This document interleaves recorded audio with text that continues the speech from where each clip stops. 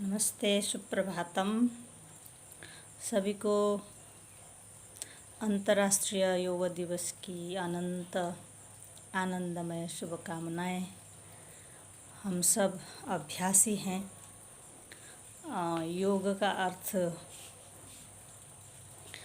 सभी गुरुजन यही कहते हैं कि न केवल आसन है, इसके बहुत सारे उपाय हो सकते हैं। योग का अर्थ जुड़ना होता है और योग का एक अर्थ अलग होना भी होता है। तो सांख्य शास्त्र के अनुसार पुम प्रकृत्योर वियोग अपि योगः, हमारे गुरुदेव का ये कथन और योग सूत्र के अनुसार जो प्रकृति और पुरुष हैं, जो चैतन्य स्वरूप आत्मा है, पुरुष है हमारे जो अंतर्गत रहता है, और जो प्रकृति है जैसे शरीर, श्वास प्रश्वास के अंतर्गत जो प्राण है, मन है, मन से परे बुद्धि है और बुद्धि से परे है वो जो चैतन्य स्वरूप आत्मा। तो इन दोनों को अलग करके जानना भी योग है। वियोग, इन दोनों का चिपके रहना योग नहीं होगा। इन दोनों की चिपकापन, जैसे एक जटा नारियल होता है, जब नारियल पकता है तो बाहर का जो सख्तपन है, कठोरपन है, और जो अंदर का जो कोमलपन है, जो कोमलपन है जो सख्तपन से पकने के बाद, अभी नहीं, वो थोड़ा सा अलग होता है। जब आप खरीदते समय हिलाते हैं तो वो हिलता है। या जो भी नॉन स्टिक की कढ़ाई में हम कुछ भूनते हैं, पकाते हैं, सब्जी बनाते हैं, तो उस पर चिपकता नहीं है। तो वो जो जैसे अनंत आदिकाल से चली आई हुई जो प्रकृति है, उसको भी हम नकार नहीं सकते, और जो चैतन्य पुरुष आत्मा है वो तो है ही। तो इन दोनों को अलग करके जानना, नकारना नहीं, दोनों को अलग अलग करके जानना भी योग है। वियोग भी योग है। और योग का अर्थ यहाँ अगर नीचे के धरातल पे जहाँ हम हैं, हमारा अस्तित्व है, सबसे पहले तो हम अपने शरीर को ही जानते हैं। तो शरीर की प्रकृति, इसका धर्म क्या है? शरीर का धर्म और प्रकृति है जरा, जर्जर होना, क्षण होना, समाप्त होना, और रोग, बीच बीच में रोग भी आता है, और इसकी मृत्यु होती दिखती है। हम लोगों को जन्म होता दिखता है और मृत्यु होती दिखती है। पर संत कहते हैं, और हमें भी ऐसा महसूस होता है जब हम अभ्यास में होते हैं, आसपास घटती हुई घटनाएं देखते हैं। जैसे कल मैंने देखा कि एक सामने, मेरे ही घर के सामने, यहाँ जहाँ मैं हूँ, एक बाबा जी को हाथी ने मारा। बहुत दुखद घटना थी, बहुत असहनीय अवस्था था देखने पर। पर जो अभ्यासी है या जो अंदर से सोचता है, उसको बाद में, पहले उसी समय वो घटना के स्थल पर तो दुख सबको होगा, पर धीरे धीरे जब हम अपना चिंतन करते हैं तो क्या मरा इसके अंतर्गत, कौन सा चीज़ था जो निकल के चला गया? शरीर तो वहाँ पड़ा हुआ है। अगर मृत्यु शरीर की होती तो हमें अलग से उसका संस्कार नहीं करना पड़ता। तो मृत्यु वहाँ होती है प्राण की, और प्राण का धर्म होता है, प्राण माने जो श्वास प्रश्वास के अंतर्गत जो विराजमान है, सदा है। हमें बाहर की हवा से भी मिलता है, और हमें भोजन जो भी हम लेते हैं उससे भी प्राण शक्ति, ऊर्जा हमें मिलती है, वरना नहीं मिलती होती तो कभी जब हम बीमार होते हैं, पड़े होते हैं बिस्तर पे, नहीं लेते हैं बाहर से एक्स्ट्रा इनपुट, तो शरीर शिथिल होकर, वीक होकर कोई भी काम हम नहीं कर सकते हैं। तो इस वजह से प्राण को सपोर्ट देने के लिए हम भोजन करते हैं।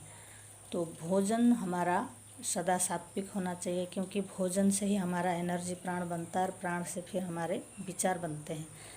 तो राजसिक या तामसिक भोजन का इफ़ेक्ट हमारी वाणी में भी पड़ता है, हमारी एक्टिविटीज़ में भी पड़ता है, और हमारे नींद में भी पड़ता है। अगर राजसिक ज़्यादा एग्रेसिव भोजन किया होगा तो हमें नींद, गहरी नींद नहीं आती, या अगर तामसिक होगा तो ऐसी गहरी नींद आएगी कि आप बेहोशी में होते हैं, होश में नहीं होते हैं। इसलिए बैलेंस डाइट करने के लिए योग कहता है, क्योंकि स्टेप बाय स्टेप हम नीचे से ऊपर की ओर चले जा रहे हैं। जब हम अभ्यास करते हैं तो हमें नीचे से ऊपर की ओर ही जाना होता है। तो आसन का भी जैसे हम अभ्यास करते हैं, तो क्योंकि आसन भी एक अंग है योग का, तो जैसे ही आसन का अभ्यास हम करते हैं, पहले बिगिनर एक्सरसाइज जैसे राजसिक चीज़ों का अभ्यास किया, थोड़ी सी जो रात भर सोए हुए तामस या राजस को थोड़ा सा एक्टिव कर लिया, फिर उसको joints and glands, subtle massage, कोई प्राणायाम का अभ्यास करके हम उसको क्लीन करते हैं, प्यूरिफाई करते हैं, रिलैक्स करते हैं, और उसको चैतन्यता महसूस होने लगे जब, तब एक एक आसन में हम जा कर के गहराई से उसका अभ्यास करते हैं, करना चाहिए। इसका तरीका ऐसा होना चाहिए, तब जाके आसन भी योग बनेंगे। तो सत्व राजस तमस तीनों गुणों से तो हम परे जा नहीं सकते, रोज़मर्रा के जीवन में भी उसका हमें अनुभव करते रहना चाहिए। भोजन के टाइम पे भी, भोजन, शयन, चलन, आसन, अभ्यास कुछ भी हम कर रहे हैं, उससे परे कोई जा नहीं सका है आज तक।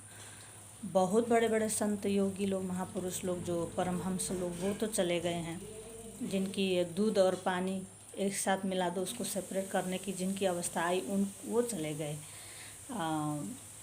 क्योंकि हमें तो तीनों गुणों से भी परे जाना है, तो इसलिए पहले कमाई हमें बैलेंस करके चलना चाहिए, सत्व रजस तमस, और डोमिनेंट उसका भारीपन, उसका सात्विक जो एनर्जी है, शक्ति है, वो ऊपर रहे और बाकी लोग नीचे रहें।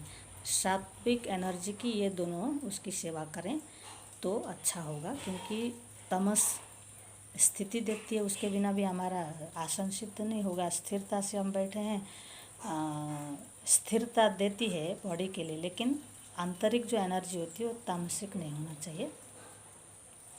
और राजसिक चीज़ हमको एक्टिविटीज़ देती है, ज़्यादा हाइपर एक्टिव भी कर सकती है, तो उसको अगर हम बैलेंस करके चलें तो उसका इफ़ेक्ट हमको ज़्यादा नहीं पड़ेगा। और सत्व हमें प्रकाश देता है, लाइट, देखने की शक्ति, समझने की शक्ति, एक सूक्ष्म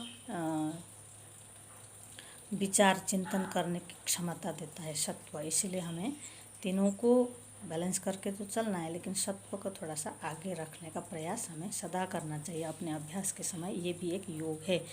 और प्राण का धर्म क्या है, कहते हैं प्राण की प्रकृति है वो जन्मती और मरती है शरीर में, है ना। तो जब एक बच्चा पैदा होता है तो डॉक्टर उसको एक थप्पड़ लगा के उसको पहले श्वास लेने लिया कि नहीं, अगर वो श्वास ठीक से ले रहा है तो the first unit of energy call is प्राणा। तो वाइटल एनर्जी जब शरीर में उसको, बच्चा को फर्स्ट इन्हेलेशन लेता है, जब पहले करके श्वास लेता है तो उसको कहेंगे फर्स्ट यूनिट ऑफ एनर्जी। और जैसे वो श्वास आई तो सारे हमारे फेफड़े या जो भी हमारे अंदर के ऑर्गन्स हैं वो फंक्शन करने लगते हैं, कार्य करने लगते हैं, कार्यरत होते हैं। और जैसे ही मानव के शरीर से प्राण छूटता है वो फंक्शन सारे बंद होते हैं। इसलिए मृत्यु किसकी हुई, क्षुधा, पिपासा और जन्म मृत्यु प्राण की हुई, है ना। और उसके अंदर भी बहुत सारी चीज़ें हैं जो हम लोगों को जानना ज़रूरी है, आवश्यकता है, उस चिंतन का विषय है। पर एक छोटा सा एक आइडिया हम लेके चल रहे हैं, जो हमने सदा श्रवण किया है और अभ्यास में रहते हैं थोड़ा बहुत, इसलिए थोड़ा बोलने का एक हिम्मत आई है, तो बोल रहे हैं ताकि सबको भी शेयर कर सकें। हम अपने विचार को हम थोप नहीं रहे हैं, लेकिन जो मेरे विचार और मेरे अभ्यास का जो विषय है अभी कर रहे हैं, थोड़ा बहुत जो हो पा रहा है उसकी चर्चा। और मन को कहते हैं कि संकल्प विकल्प करता है। मन का धर्म, मन की प्रकृति क्या है, ये मन तो एक एनर्जी क्षेत्र है, शक्ति क्षेत्र है, सूक्ष्म है। जैसे पानी है, पानी का कोई आकार नहीं होता। पानी को बोतल में रखें तो बोतल जैसा दिखेगा, पानी को अगर छोटे से पोखर में रखें तो पोखरी जैसा महसूस होगा, और उसको महासागर में डाल दें तो वो महासागर की तरह ही बड़ा है, इतना बृहद है मन। मन अंदर भी है और बाहर है, मन सर्वत्र है। पर मन का जो पहला जन्म ब्रेन में होता है, कहते हैं जब ब्रेन फंक्शन होता है तो हमें महसूस होता है। मन की बात करते हैं तो यहाँ मन हाथ जाता है, और हृदय की बात करते हैं या भावनाएं, प्रेम की बात करते हैं तो हाथ इधर चला जाता है। पर हृदय का वास यहाँ है, क्योंकि आत्मा का वास यहाँ है, तो मन नेचुरली हमारा इधर चला जाता है मन बोलने से, लेकिन मन सर्वत्र है।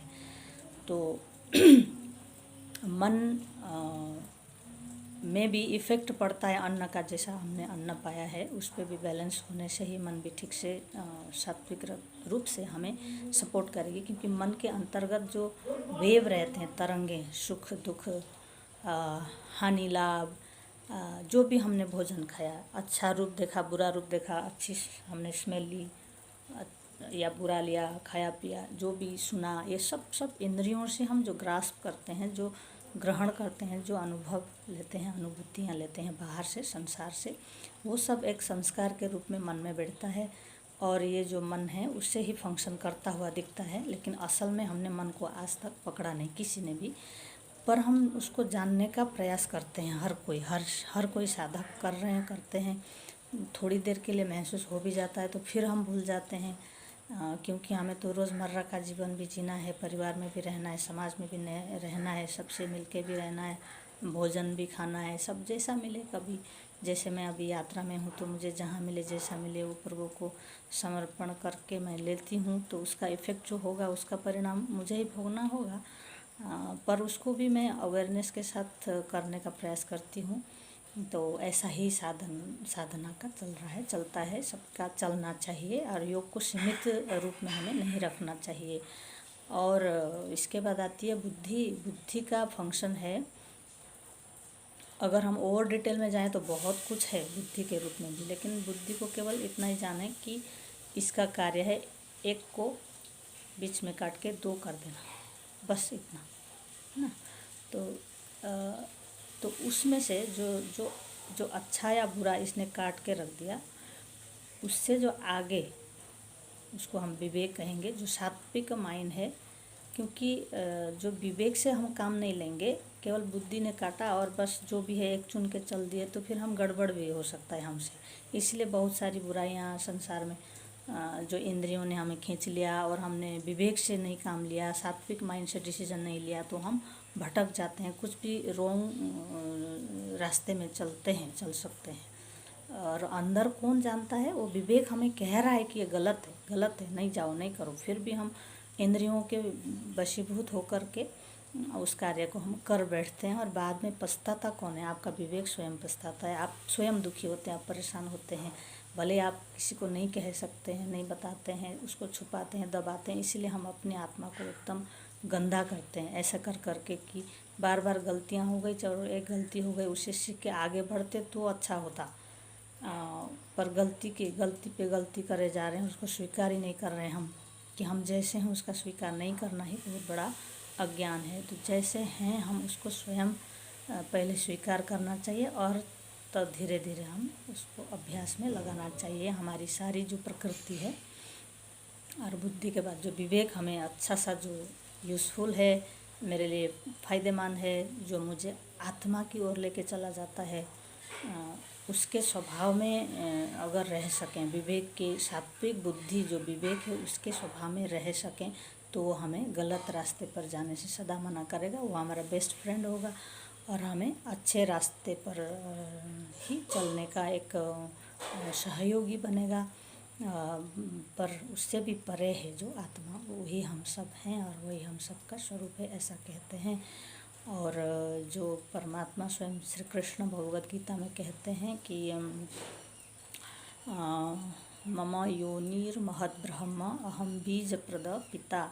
तो जो भी ये प्रकृति है, ये अनवरत अनंत काल से चली आ रही है। आप उसको नकार नहीं सकते, आप उसको काट के फेंक नहीं सकते, आप उसको गलत नहीं कह सकते। वो माँ है, उसको प्रणाम करके, उसको जानते हुए, पहले शरीर को जाना, फिर श्वास प्रश्वास को जाना, फिर मन जाना, विचारों को जाना, बुद्धि का भेद और उसका क्या है वो सब जाना, फिर धीरे धीरे फिर हम होल अपना जो भी बीइंग है, हमारा जो भी हमारा होना है, उसका अनुभव हम धीरे धीरे करने का प्रयास करते हैं, करना चाहिए। तो योग का अर्थ न केवल एक आसन या एक प्राणायाम या कुछ भी हमने कर दिया, उसको योग नहीं मानते हुए अब हम धीरे धीरे हमें विकास की ओर भी बढ़ना चाहिए। जो भी हम गुरुओं से सुनते हैं, पढ़ते हैं, जानते हैं, उसका रोज़मर्रा के जीवन में भी as an practical terminology we should apply it and then live our life very joyfully, not only happily, because happiness is also limited. So unlimited is ananda. नमस्कार, धन्यवाद।